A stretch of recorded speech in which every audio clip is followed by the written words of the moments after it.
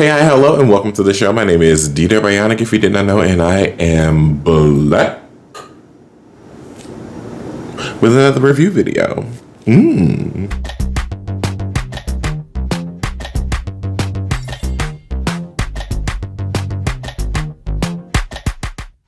All right, y'all. So on Sunday, I went and saw the Super Mario Brothers movie. Yes, I am one of the people that contributed to it being the largest opening of any animated film ever in history. You're welcome. Okay, so if you don't know, they turned Super Mario Bros. Into an animated film. It's been a live action movie with John Leguizamo, which I have not seen, but the animated film I was really excited about because I do really enjoy Mario. I think it's the games are so much fun, and I believe they are working their way towards the Super Smash Bros. Cinematic universe. And let me tell you, I'm more excited about that than I will ever be about a DCEU, an MCU. I throw them to the wayside. We're done with them. It's all about the Super Smash Bros. Cinematic universe. The Nintendo Cinematic Universe. I'm ready for it. Make it happen right now. Sign me up. I want to voice. Comment down below who you think my voice would be best as. I want to do a villain. Maybe I could be like Ganon or something.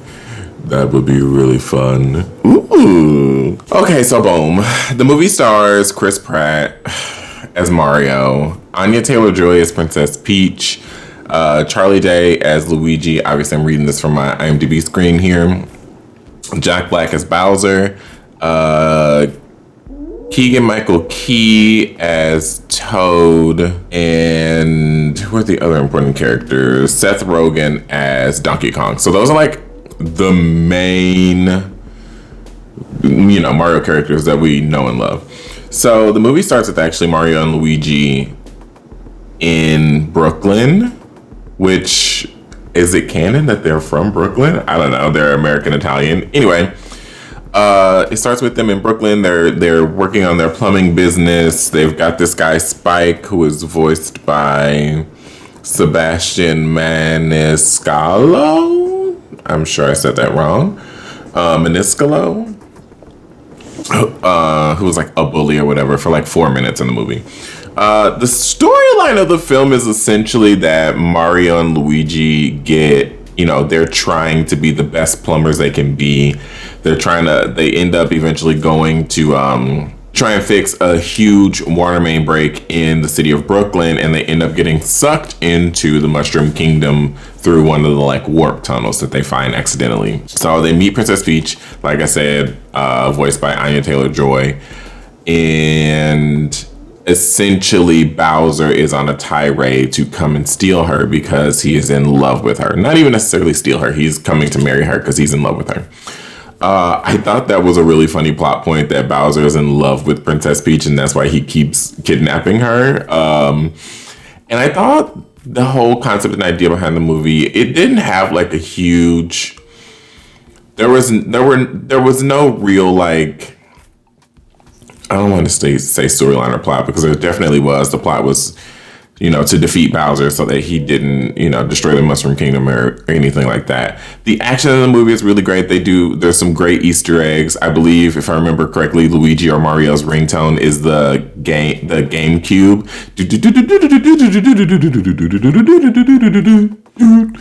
And, I heard a couple of people in the audience laugh at that, myself included, because they realized that that's what that was.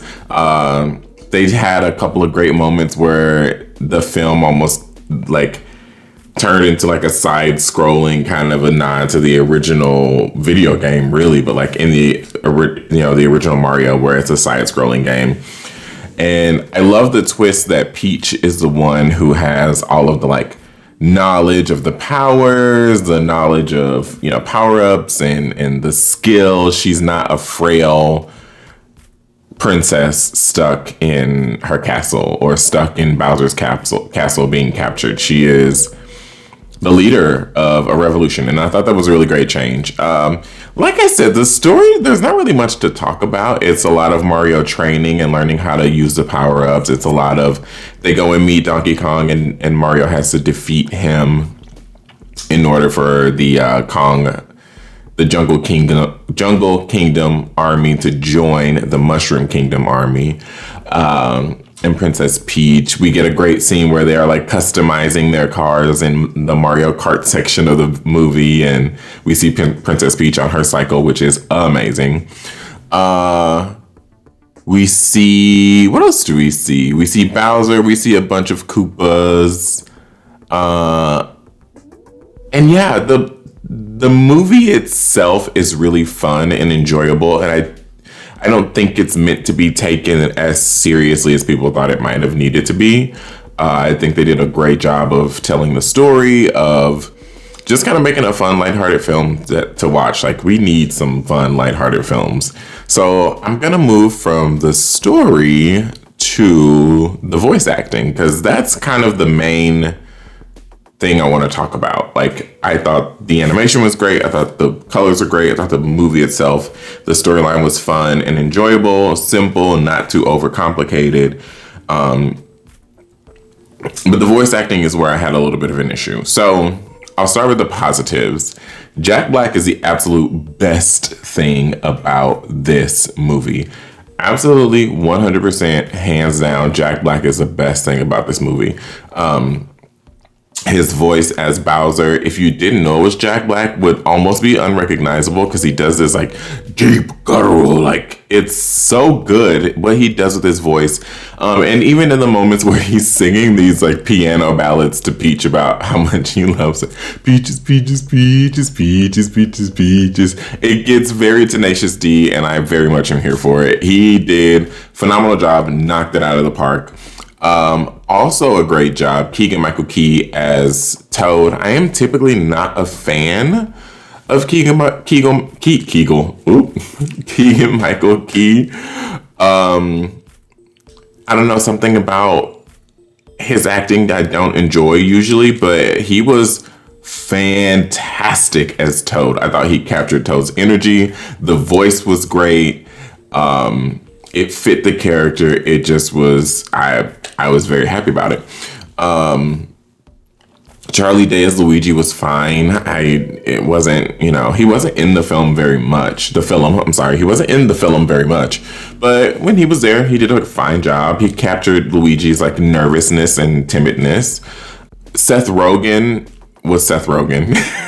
I mean, but Seth Rogen is kind of Donkey Kong. Like, when I think of Donkey Kong, honestly, I think of kind of like a stoner dude, and Seth Rogen is kind of very much that person. So I thought Seth Rogen was a fantastic choice for Donkey Kong, and he did a great job. His voice sounded great, fit the character very well, loved him. Fred Armisen as Cranky Kong, like the leader of the Kong Jungle Kingdom, I didn't enjoy. I didn't love it. I didn't hate it. I didn't hate anybody's voice particularly, but it was almost too cartoonish, if that makes sense. It didn't feel authentic. And not even necessarily authentic to the character, because it was kooky and wild, but it just didn't feel, it felt a little forced and overdone. Personally, to me, pardon me, spooky me. Chris Pratt as Mario, I didn't hate as much as I thought I would. But again, an odd choice. I feel like many other actors could have maybe done a better job. He just seemed kind of bland and didn't really give what was supposed to be gave.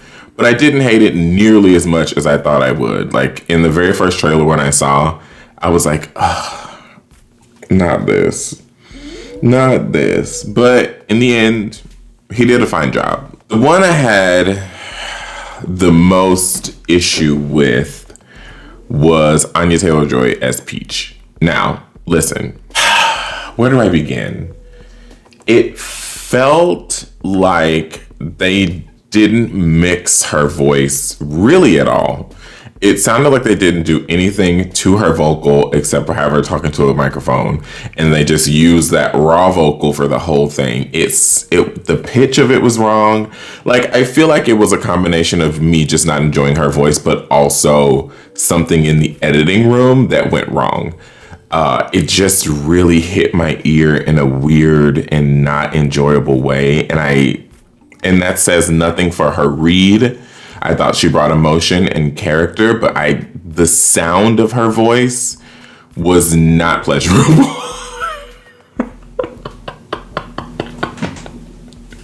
I just felt like we needed someone with a stronger voice, somebody with a little bit more. I want to use the word weight. That's the first word that comes to mind, but it's not necessarily what I mean. Somebody whose voice is a little more robust. That's the word I'm looking for. I feel like Peach as a character is very light and airy and very delicate, and that's how Anya Taylor-Joy's voice is. But it didn't fit this version of Peach, and it didn't fit within the film. Her voice is just too light, I think, is really what it boiled down to. For me, I would have preferred somebody like Mary Elizabeth Winstead or like Mae Whitman, like somebody with a little bit more of a strong voice. Like, I feel like either of those two as Princess Peach would have absolutely ate down. But kudos to Anya Taylor-Joy. She did do a great job portraying emotion and character, but I just personally felt like her voice did not fit the character and was not mixed properly and did not hit my ear very well. Other than that, there were fun little Easter eggs in the movie. Like I said, the GameCube thing. We got to see the Mushroom Kingdom, the Jungle Kingdom. We got like Donkey Kong throwing barrels. We got side scrolling. We got, Mario in various costumes, the raccoon costume, the cat costume with the fire powers. We even got Donkey Kong with the fire powers, Peach with the fire powers. We got the whole Rainbow Road Mario Kart scene. Like, they did a really good job of throwing together a lot of the random elements of Mario while leaving more to be desired. We saw Yoshi's, but we didn't see the Yoshi. There is this is a spoiler review. I forgot to say that. There is at the end an end credit scene with the Yoshi egg, and you hear like Yoshi. Like, that's gonna be very exciting. They open it up for Super Mario Bros. 2. Yeah, I'm excited to see what they do with this cinematic universe. I really hope that my gut is true and that they are building the Nintendo cinematic universe, and that we're gonna get a Legend of Zelda movie, that we're gonna get Kirby movies, that we're gonna get we already have Detective Pikachu, but we could get like an actual like Pokemon movie in this universe. I think that would be really interesting, especially with the Pokemon anime departing from Ash and going with this new storyline and new main protagonist. I think that could be really cool. And yeah, Metroid movies and Star Fox movies. I think these are all great ideas of turning these animated IPs, these video games, as you will, into films. I think it's a great idea. So Legend of Zelda next. That's what I see in my mind, in my mind's eye. I see Legend of Zelda. And then them coming together for the first time, that's going to introduce the big bad, which will be Ganon and Zelda and Mario. Or, yeah. Oh my God. I'm literally, y'all, comment down below if you want to see my video, because I truly just put it together in my head how we're going to get the Super Smash Bros. Cinematic Universe. Comment down below if you want to see that video, because I'm going to be real with you. As soon as I finish this video, I'm going to film that video because it's so fresh in my head right now. I cannot believe I just came up with that whole idea. All right, okay. Thank you all so much for watching this video. Of course, if you want to follow me on any social media, I am at DDare Bionic on everything. Make sure if you want to continue to see my content, we are on the road to 1,200 subscribers. We grow more and more every single day, and I appreciate everybody who hits that subscribe button. But also, like, comment, and share with your friends to boost the algorithm. You know how the internet is. The algorithm's got a rhythm, okay? If you want to shop Lunar Side's hair color, make sure to comment down below. Or not comment down below, lol. If you want to shop Lunar Side's hair color in order to support this channel and this creator right here, I would absolutely love it. I appreciate every single commission that I get from you guys. And with all that being said, thank you so much. Check out Mental Health Chat Monday, and I will see you on the next video. Bye, y'all.